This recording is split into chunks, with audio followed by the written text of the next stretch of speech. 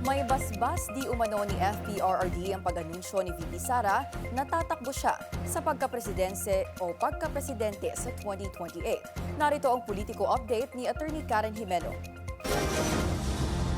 Posibleng sa dahig na buo ang desisyon ng presidential bid ni VP Sara at may basbas ng dating Pangulong Rodrigo Duterte.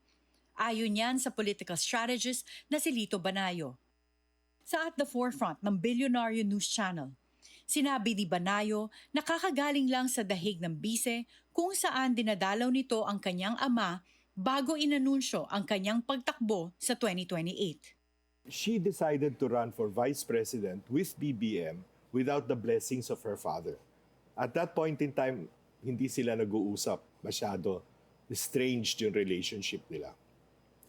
This time, because her father is in jail, the relationship became very close. No, siyempre, nagre-repair. I think, considering that she was in The Hague 2 weeks before, the decision to throw her hat formally in the ring was made in The Hague. Malakas man ang suporta kay VP Sara sa Visayas at Mindanao, kailangan pa rin daw niyang makakuha ng boto sa Mega Manila para sigurado ang panalo.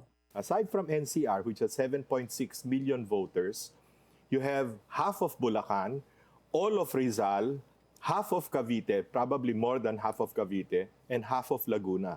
If Sara maintains her 34% in the Visayas and Mindanao, all she has to do is get 16 to 17% more if it's one-on-one. If it's a multi or three-cornered fight, 40% She doesn't have to.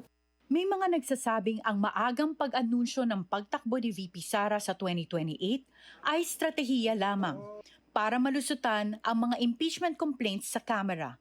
Pero para kay Banayo, malabong ma-impeach ang bise. At kung makarating man ito sa Senado, 4 na senador lang daw ang siguradong boboto pabor dito. The Senate will be the judge or the jury. Will she be convicted in the Senate? My personal count, 16 votes will acquit her and only 8 votes will. May iba doon mag-a-abstain pa. Ang nakakasiguro ka lang na boboto against her are Risa, Kiko, possibly Tito Soto, and possibly Ping Lacson. Yun pa lang ang sure ka. Yun lang ang sure. Maaring si yung dalawang Tulfo pwedeng sumama doon or pwedeng mag-abstain, depending on their political trajectory in 2028 and beyond. Sa ngayon, wala pang napipiling kandidato ang oposisyon na itatapat kay VP Sara.